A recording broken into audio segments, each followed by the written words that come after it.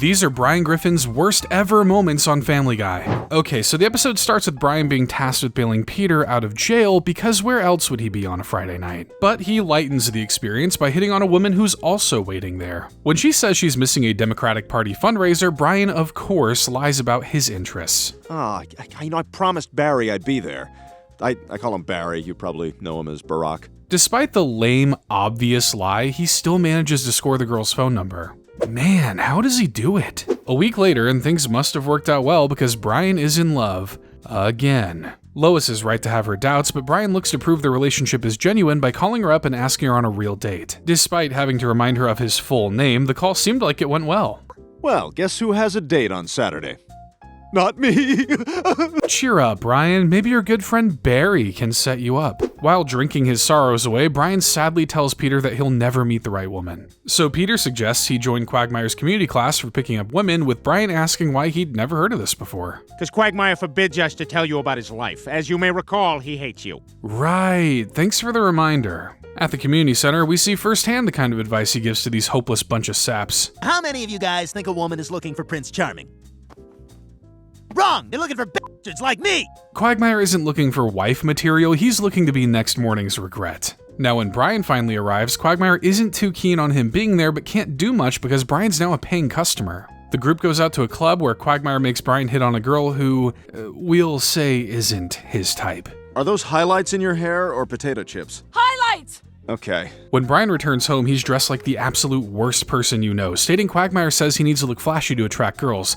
Like an absolute Chad. Tonight is the night where Brian applies what he learned to the girl from the police station. After being overall rude and disrespectful, he seals the deal with a very unwanted photo. Oh my god, is that your— Yeah, how'd you like to get hit in the face with that? Turns out she would rather not, storming out of the club and leaving Brian confused. Brian storms into Quagmire's class, tearing into him about the things he's been teaching them. Quagmire makes a good point though, his class is for hooking up, not romancing the love of your life. I mean, does Quagmire really seem like the poster child of long, healthy relationships? Well, actually, Quagmire did once have a loving relationship with actress Cheryl Tiegs, who dumped him many years ago when he got too jealous. Glenn, I've about had it with your petty jealousy. I'm starting to think this relationship is a mistake. As luck would have it, Cheryl shows up at Quagmire's door the next day, but it turns out she has a new man and it ain't Quagmire. Get your fat ass over here before I dump you. Well, if Quagmire didn't want Brian dead before, he just might now. To get back at him, Quagmire decides to crash Brian and Cheryl's date with his brand new girlfriend and Brian's ex, Jillian. The two try to have a nice dinner. Okay, not really. They hurl insults at one another until they break out into a fistfight inside the restaurant. Since they're the only ones with any sense, both dates leave, fed up with the two boys' childishness. Both stare into each other's loneliness, realizing they both took things too far. But maybe trying to steal each other's exes brought them close enough to be friends? Yeah, I didn't think so. But if we're talking about grudges against Brian, we have to talk about the time the entire town turned on him after he legalized pot. After being annoyed by Quagmire's love for his new cat, Peter, Brian, Joe, and Cleveland sneak into his house to shave it as a prank. Unfortunately for them, they let Peter be the one to try and shave it. Oh my god! Peter, you killed it! Well, you guys relax. He's got 8 more lives. 8 more lives later, and the gang needs to find a cover-up. They decide to frame it as if the cat ran away while Peter and Brian go bury the body. Peter helps himself to Quagmire's beer and goes drunk driving, eventually being pulled over by the police. Despite the beer, the blood, and the body, the police decide to let them go until they see a crime that's too horrific for them to ignore. Small amount of you're under arrest, dirtbag! And that's America for ya. Luckily, Brian's family manages to bail him out of jail, but he's still upset over possessing marijuana being a crime. Lois gives him the usual drugs are bad spiel, but Brian gives a history lesson on how a smear campaign made it illegal in the first place, which of course falls on deaf ears. There's your smear campaign right there, Brian. I don't know, Brian. That fart makes a good point. For his probation, Brian is required to complete random drug tests. With some Mary Jane still in his system, he looks to Stewie for help, who is uncomfortably eager to give him a urine sample.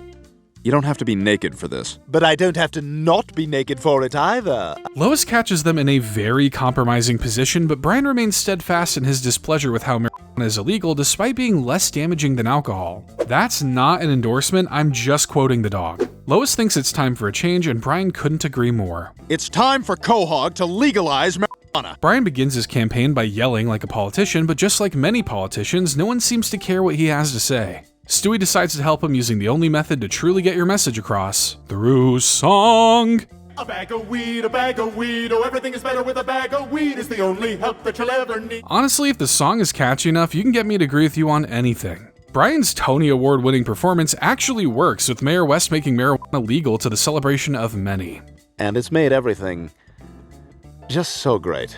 This is especially true for Brian, who says that legalization made crime go down and productivity go up. Peter seems to enjoy it too, even if he's too high to set up a cutaway. Man, this is even better than... no, wait. Let's just leave him to figure that one out. Not everybody is enjoying the good times like Carter Pewterschmidt, who's losing money on his timber now that clothes and paper are being made with hemp. To combat this, he enlists Peter to help him create a smear campaign to make weed illegal once again. The duo try their hand at making anti-drug ads, but the guy they decide to focus on may not have been the best option. Oh, damn it. That was Fox News. Apparently they own the rights to Hitler's likeness and they won't have him slandered. Lois tells the two that the reason Brian was successful is because he's passionate about what he believes in. Let's see how strong those beliefs actually are, shall we? Carter hopes to bargain with Brian by agreeing to publish his novel if he publicly comes out against pot. The deal seems good, but Brian's ready to turn it down, believing his novel is strong enough to succeed on its own. It is good enough, right, Stewie? Maybe do a song about why pot is bad. And that's why pot is bad! With weed once again illegal, Brian can enjoy his accomplishment, which is being one of the worst authors of all time after his book sells 0 copies. Not even Brian bought one. At the end of the day, it looks like Brian's morals are just like his books, hollow and full of crap. But when he finally did become a bestseller, he became even more insufferable than usual when the fame went straight to his head and he started abusing everyone around him. Brian gets an unwelcome surprise when all unsold copies of his book Faster Than the Speed of Love are returned to him by his publisher. The house becomes wall-to-wall books, with Brian finally giving up on becoming a writer. I'm finished. I'm done. It's over. Clearly, I am not meant to be a writer. But just because he isn't a writer doesn't mean he can't complain about other books like the self-help books that top the New York Times bestseller lists.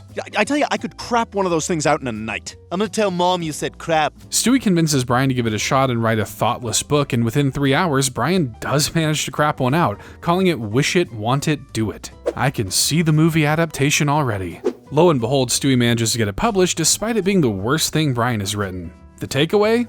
Don't do the work and you'll get rewarded for it. Brian's book manages to get decent reviews, even landing a spot in Us magazine. Wish It, Want It, Do It got 3 stars. How hilarious is that? Since Stewie made it all happen, Brian brings him on as his publicist, who does all he can to have Brian treated like a star, making super specific demands to make sure the dog is happy.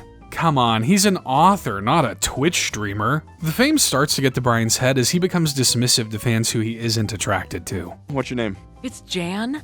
Okay, here you go, Dan. It's Jan. He even shoots his shot with a young woman, writing his phone number in her book. Hey, congratulations. Somebody famous now hates you. Honestly, he's like this even without the fame. Brian and Stewie share a nice dinner while Brian continues to blow smoke up his own butt. Things seem to go well until they're outside, where Brian lashes out at Stewie for getting him a table in the back rather than in the front with the famous people. I have written a best-selling phenomenon. I should be sitting in the front damn room! Not even J.K. Rowling has this level of self-entitlement. Well, I suppose she has her other flaws. Brian's still sour about the tour when he gets home, but lightens up when Stewie lands him a guest spot on Real Time with Bill Maher. That's awesome, Stewie. Great job. Oh, great job. So you know that phrase. What's that? What? I didn't hear nothing. When they get to the show, Brian is still acting like a supreme douche and ends up firing Stewie for not telling him about the guests. When Brian does go out there in a very disorienting mix of real life and cartoon, the guests tear apart Brian's book, calling it harmful and misguided. The pressure gets to Brian, who eventually admits to how little thought went into writing it. I was just trying to write something that would sell. I think it's crap too. With his grave firmly dug, Brian takes the honorable retreat by peeing in his seat and running away. At least he was able to keep dignity. With his fame lost, Brian goes to apologize to Stewie. Well, if you can call this an apology. Stewie, I'm sorry that I made you uncomfortable and put you in a situation that you clearly couldn't handle. It might be good enough for Stewie, but this type of apology definitely won't make up for his actions in this next episode where he took advantage of a blind woman. Brian tags along with the boys for some drinks, not knowing that it's disabled ladies' night at the Clam. While there, Brian spots a cute girl alone at the bar, and like the suave ladies' dog he thinks he is, he strikes up a conversation with her. Hey, would you like to go out sometime? Wow, that was fast. Despite the pathetic opening line, the woman, named Kate, agrees to go out with him. It isn't until they get up to step outside that Brian realizes that Kate is blind. The woman is about to date a dog, and you think her being blind makes her weird, Brian? Despite his hang-ups, Brian and Kate manage to have a nice date at the movies, and as things seem to end on a high note, Kate lets her true colors show. Ugh, our stupid neighbor's dog barks 24/7. God, I hate dogs. Good job landing yourself a dog racist, Brian. Despite this, Brian speaks highly of his date to Stewie, who pokes fun at Brian when he learns that Kate is blind. Hey, does she have really weird, messed up eyes? No, her eyes are normal. They're beautiful, actually. Stewie throws out the possibility that she's just using Brian to get a free seeing eye dog, but Brian sets that record straight pretty quickly. No, actually, she doesn't want a seeing eye dog. She hates dogs. What? Determined to not let this minor inconvenience set him back, he plans to just not touch her until she likes him so much that him being a dog won't matter. Building trust on the back of lies. Sounds like a great idea, Brian. Kate and Brian continue to enjoy their time together, even though Brian continues to lie to make her like him, like when he stages a mugging to appear tough to her. Stay right there, Kate. I'll handle this. Yeah, you like that, huh? He even fakes a trip to the Eiffel Tower with a Stairmaster and a croissant. He's a scumbag, but you can't say he isn't creative. While enjoying a romantic night in, Brian attempts to slip out before Kate can touch him. She's beginning to fear that he doesn't find her attractive, but Brian lies by saying he just wants to keep things slow to not spoil their relationship. Kate obviously disagrees. Brian, you never told me you had a beard. I love beards. Oh good, she'll be happy to know he has one all over his body. She asks him to meet her parents, who are visiting soon. He agrees, despite the fact that they aren't blind and may blow his cover, through a little coaxing. Why don't you tell me how these look? They look pretty damn great. He holds off from touching because he's a gentleman, but sneaks in some pics because he sucks. A dog of many faces. Brian and Stewie hatch a plan to have Brian bandaged up at their dinner to protect his identity, with Stewie role-playing as his nurse. You just know he's loving that outfit. Brian's cover nearly gets blown when his tail starts to wag, but luckily Stewie is here to save the day. I can't help it. Do something. What a good friend! The charade doesn't stand for much longer, and Brian is forced to reveal his identity. Yes, okay? There's a dog in here. I'm a dog. Brian apologizes to Kate, explaining that he likes her a lot, but was afraid of losing her if she found out his secret. Kate reveals she could have gotten past him being a dog, but since he lied to her for so long, she calls off their relationship. If you think Brian's learned his lesson, well, then you don't know Brian. Hey, it's Noah from J-Date. Oh my god, hi! I'm with Kate. Brian's starting to make me hate dogs too. But I'll never hate Brian as much as Quagmire does, especially after Brian scammed him out of every cent he'd saved. Brian's bad luck first starts when Peter finds his old rope toy. Both want to have it, but Brian isn't willing to give it up. Peter even tries bribing Brian with other toys, but to no avail. It's safe to say that Peter is getting a little too obsessed with it. Precious. Once a precious rope. Refusing to give up, Peter gets his own rope. But it's not just any rope. That's not a chewing rope. I know. It's a tie-in rope. Acting quickly, Peter ties that rope to Brian's before hitching it to his car and taking off. Unable to shake Brian off, Peter takes evasive action, whipping Brian off the rope and face first into a fire hydrant. Ugh, that's a face I don't think even a mother could love. My teeth! Oh! The family tries their best to make Brian feel okay with his new look, and I use try loosely. Lois says they aren't going to spend money to fix Brian's face since he's just an animal, which makes him storm off. Deciding to drink his sadness away, Brian attracts the attention of Quagmire, who doesn't want anything to do with him. I don't care enough about you to lay into you. But now that you mention it, your face looks like a used condom. When Brian bursts into tears, Quagmire offers to help just to shut him up. He passes along the contact for his dentist, saying he can bill the procedure to him. Brian is thankful, but will be more thankful once we don't have to look at that face anymore. Brian returns home with quite the chompers, which everyone in the family seems to love. With a new pep in his step, Brian finds the world to be a whole lot brighter with his new teeth. He even gets confused for a real estate agent, prompting an actual salesman to offer him a job. Look at that smile. You're a born salesman. You should come work for me. Brian manages to become a star agent, selling 5 houses almost immediately and earning the admiration of his coworkers. His boss decides to challenge him into selling an old rundown condo, saying if he can accomplish it, he'll be made partner. But what dumb sucker is gonna want to buy that? For the first time in my life, I got money to burn.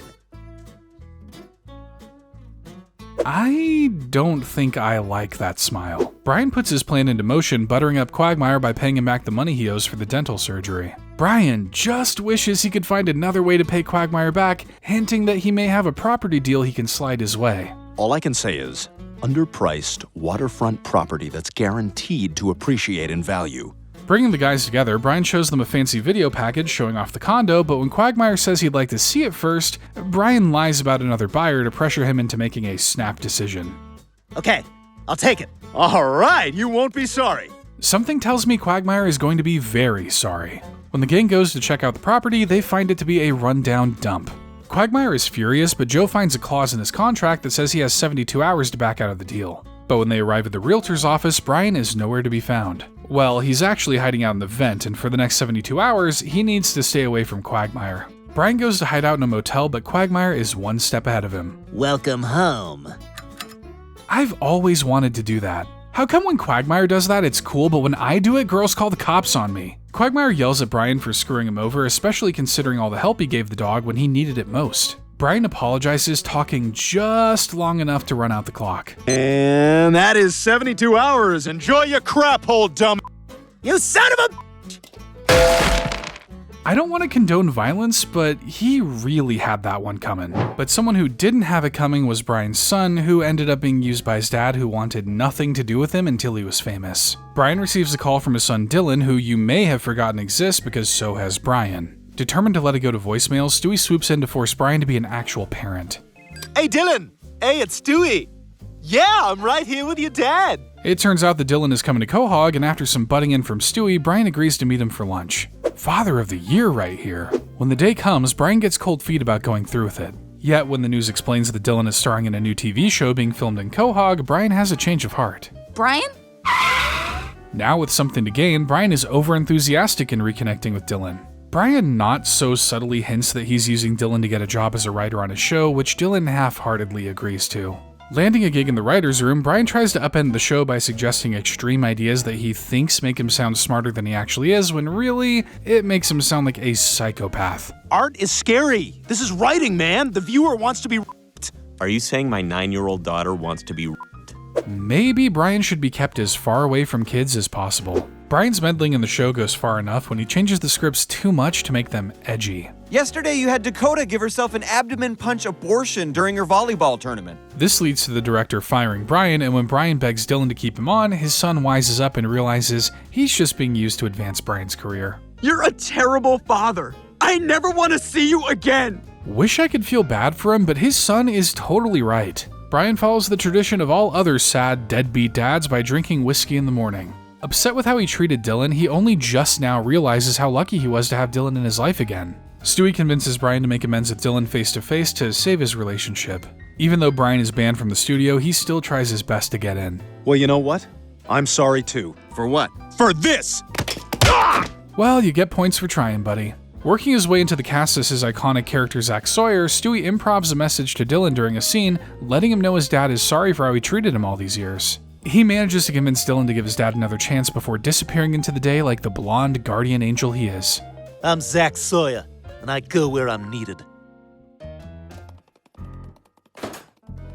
The father and son finally reconcile, with Brian agreeing to finally be the dad Dylan deserves. But that lasted just as long as his next affair did with a married woman. While waiting at a car wash, Brian strikes up a conversation with a young blonde girl with not much going on upstairs. He's got a type. I'm Tori. I got hit by a car in high school, so I don't have to work. The two agree to lunch, which turns into dessert if you catch my drift. But things take a turn for the worse when Tori's husband returns home. Guess she forgot to mention that. He's really jealous. I think he's bitter because he never got the credit he deserved for killing Osama bin Laden. Before Brian can make an escape, the Navy SEAL returns home and catches them in bed. So as to not immediately get killed, Brian pretends to be their new dog. Tori even convinces him to stay in this role, that way they can continue to fool around behind his back. Will Brian ever make a good decision involving a woman? I'm not holding my breath. The plan seems to go off without a hitch, with the SEAL being completely unaware of Brian and Tori's relationship. But if something sounds too good to be true, it's probably because it is. Stewie even runs into Brian at the park, leashed up like an actual dog. Be cool. This is the guy whose wife I'm banging. Oh, what a romantic way to put it. Brian seems to enjoy his new role, but Stewie sees Brian for the scumbag he's being. Things aren't always great though, as when Tori and her husband have some fun themselves, Brian decides it's time for him to take his leave. Before he can get too far, he's caught by the Navy SEAL. Hey, where do you think you're going? You're my dog. The SEAL decides to chain him up in the yard, needing a dog's protection now more than ever, as he starts to suspect that his wife is cheating on him after finding a very cringeworthy voicemail on her phone. Hey, Tori, it's Brian. I'm getting the Chinese food for us. I think I'm gonna order some me-like bang ho. A cheater and a racist. What else have you got going on for you, Brian? The seal vows to hurt the guy who's sleeping with his wife, unaware the guy is right in front of him. Brian tries his hardest to escape, but just can't break the chain. Tori's no help either, opting to go stay with her mother until her husband calms down. To make matters worse, Stewie's there to rub it in Brian's face. Your gross hookup from the car wash ended poorly? Despite the gloating, Stewie agrees to help Brian before the seal can find out who the dog really is. Stewie gets Chris to ask the veteran for Brian back, but he tells them to scram. This calls for Plan B, which involves Vice President Joe Biden thanking him for his service and asking for the dog back. Vice President? Man, how times have changed. But one thing that will never change is Brian's treatment of women, like the time he called off an engagement to an older woman due to her age. When Brian gets into a car accident with Peter, he takes the opportunity to hit on the woman they rear-ended, asking her out for dinner. Jeez, this dog works fast. She agrees to the date, possibly suffering from a post-crash concussion if I were to guess. Brian goes to pick the girl up, but the girl's mother, Rita, breaks the bad news to him. Unfortunately, she left for dinner with another guy about half an hour ago. She apparently gets asked out so much that she loses track of her dates. Heh, yeah, me too. Brian goes to leave, but when he finds out there's no husband in the picture, he shoots his shot with Rita, who agrees to go to dinner. Like I said, he works fast. The family starts to get suspicious about Rita after she and Brian date a while and they've yet to meet her. They imply she's another young and dumb ditz like he usually dates, but let's be real, I wouldn't bring a girl home to meet that family either. While enjoying each other's company late one night at Brian's, the two start to passionately kiss before heading upstairs to do other things. But wait, Brian doesn't have a room.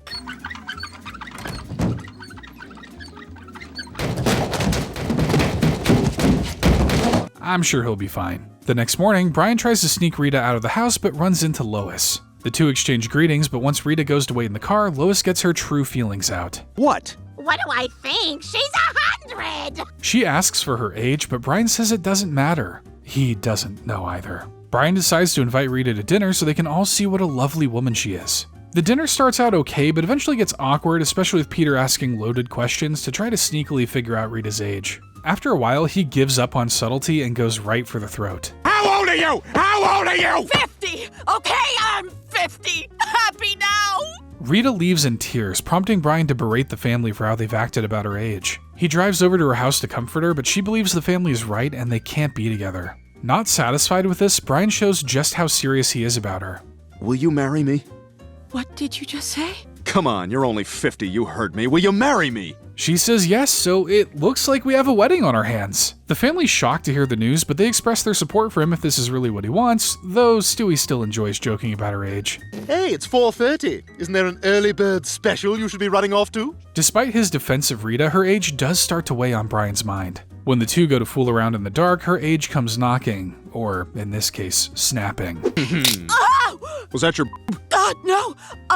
I think I broke my hip! With Rita bedridden, Brian must take care of her, yet he can't help but feel like he made a mistake. While out shopping, he decides to pop into a bar where he gets a very enticing offer from a girl he meets. You want to have sex in the bathroom? Oh gosh, what a treat. Yes, I would like that. There are those trademark Brian morals. Brian returns to Rita and admits to everything, saying he regrets it and that it helped him realize how perfect she is for him. But Rita now sees the problem isn't her being too old, it's that Brian isn't old or mature enough for her. And as Brian will go on to demonstrate, what she says is probably true. You know what? Just take your keys. I don't know what the you're talking about. Nice, Brian. Way to come out on top. And then immediately drop yourself back down by having another affair, but this time with Bonnie Swanson. At Bonnie's 46th birthday party, Brian overhears her crying in her bedroom. Bonnie feels as though she's missed out on life, having taken care of Joe for most of their marriage. The dog tries to relate, wondering what life could have been like if he had struck out on his own. He tries to comfort her in the best way he knows.